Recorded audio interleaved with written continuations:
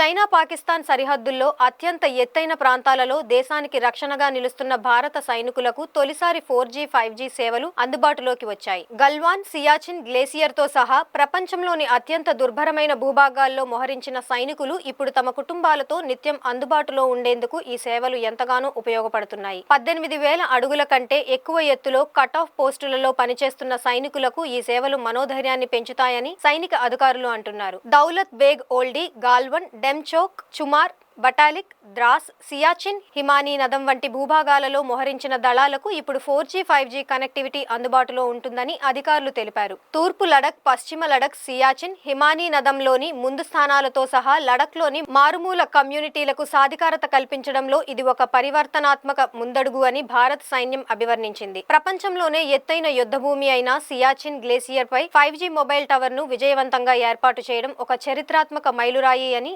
జమ్మూకు చెందిన రక్షణ మంత్రిత్వ శాఖ PRO లెఫ్టినెంట్ కల్నల్ సునీల్ బార్త్వాల్ ఒక ప్రకటనలో తెలిపారు. ఇదంతా భారత ప్రభుత్వం ప్రత్యేక చొరవతో సాధ్యమైంది. భారత సైన్యపు బలమైన ఆప్టికల్ ఫైబర్ కేబుల్ మౌలిక సదుపాయాలను ఉపయోగించుకుని టెలికాం సర్వీస్ ప్రొవైడర్లు ఈ సేవలు అందిస్తున్నాయి.